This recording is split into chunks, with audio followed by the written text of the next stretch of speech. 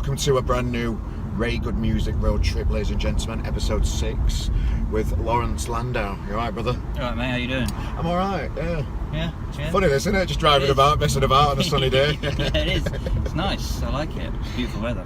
So, I'm trying to keep Reyt Good Music magazine raw and a little bit, edgy where it needs to be and that kind of stuff. There's still a lot of publications out there that are just nicey nice, like the Enemy's turned into, and it's just a flowery piece of paper with a few adverts into me now. The Enemy, it don't mean anything to me anymore, if you know what I mean. Yeah, no, I do. I get it, because it's like bands send things in to be reviewed, and they get upset when they get a bad review, because now they think like they've been so brainwashed or accustomed to nicey TV shows and nicey radio shows where being mean's not nice, but you're not being mean.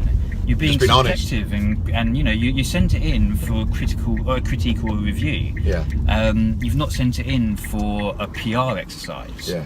And the thing is, like, I don't get why people get upset about bikers. Saying, always bikers out in sun. Yeah. Yeah. Oh yeah. Yeah.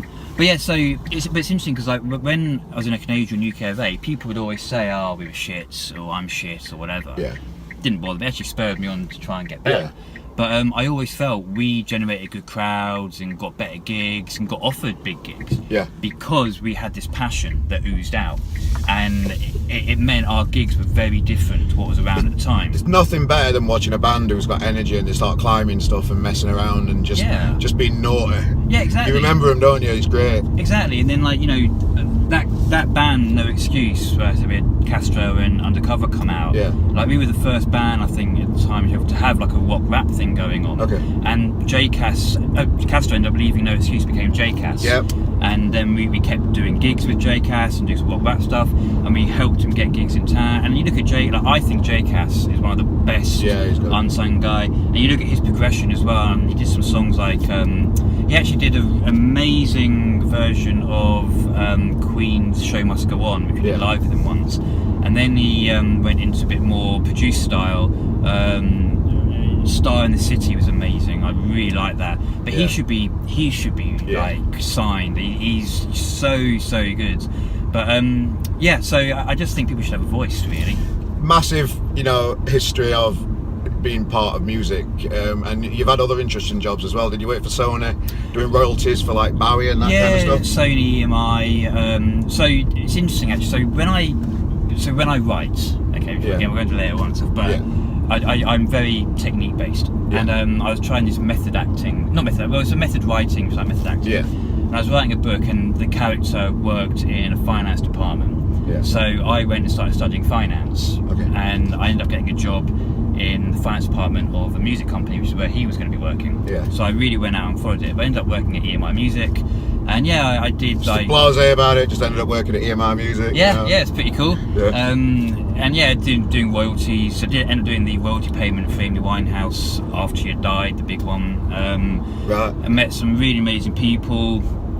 It was amazing though, the benefits down there are great. Like they have acts turn up and just do gigs at the canteen. I remember once I went in to have a look at who it was, and it's just this woman with like the old dyed blonde hair and everything. I was like, I'm not gonna watch this like style over substance. I went back to my desk and whatever. Bloody Emily Sandé before she had been signed. It was like doing her little gig and everything, and you get things like that, bands turning up and just doing gigs, and they're not popular or anything, but what's good is they give you free tickets, you go to venues, see some great bands, see some big bands, get loads of vinyl. For a music lover, you can't beat that job. You can't beat it. Because you've seen that side of it, the corporate side, behind the scenes, the royalties, paying out. Is there any advice that you give to bands that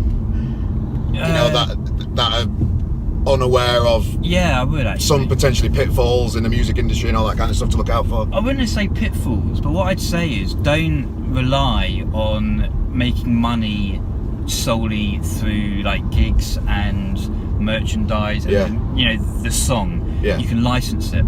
I worked on the publishing side, music publishing, and it's amazing. Like, so the financial director at EMI at the time, he created a board game, the Abbey Road board game, I think it was. And the reason he did it was because on the question cards it would be, which band's lyrics were, and you pick a lyric.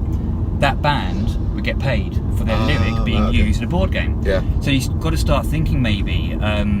I've how never can thought you of make that. music? Ever. Never It's thought amazing, that as an and you know, option. like a cup where it might have someone's.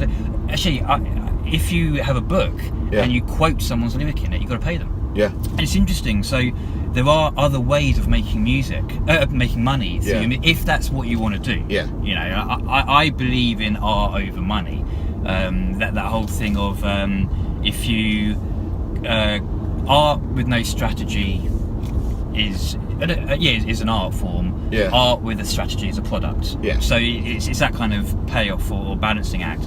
But if you are looking to make money, you know, things like key rings when they play the Beatles music or whatever, Beatles get paid for it. Yeah. So there are ways to, like, music publishing as opposed to necessarily a record contract. I've seen a few like unsigned bands getting songs on FIFA and that kind of stuff. Get paid for and it. computer games, and just look out for different ways where you can make money in general, absolutely. rather than just sell a few t-shirts at a gig and be happy with 50 quid every now and again. Even like podcasts and stuff. Yeah. Like, I know it's weird, a lot of bands love wrestling. Yeah. And like, you know, you listen to a lot of wrestling podcasts and they've got terrible music, and like just email them and just say, like, I really like your podcast. Yeah. I've got a song here, you can have it. And even if you give them for free though, if they're getting thousands and thousands and thousands of downloads on a monthly basis, that's your song, and they will credit your song on the description.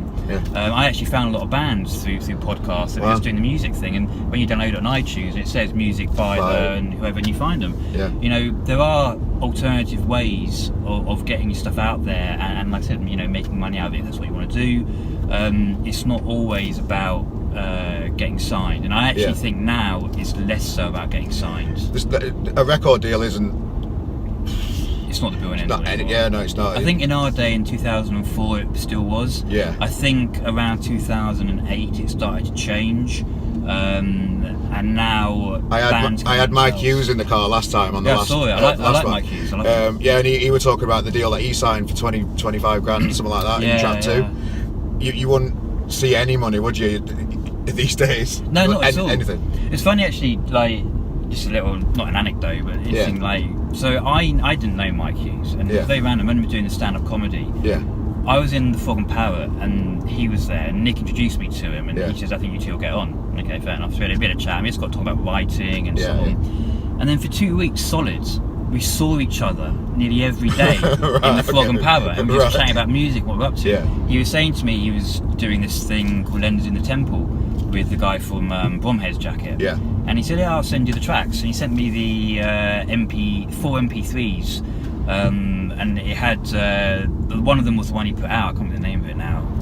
Temple Blues. Temple Blues, that was it. Amazing tune. But all 4 tracks on that were absolutely cracking. Absolutely cracking. And I got so much time for that guy. He is, again, he's a writer. Like, writers can smell other writers. He's a writer. Really, really good. So, I like him a lot. Nearly died. So big history in music, interesting jobs that you've had in the past. I've got to take my glasses off because it's kind of rude, I think. Well, you did say you didn't want to deny the viewers your beautiful eyes. I've been told I've got beautiful eyes, so yeah. Anyway.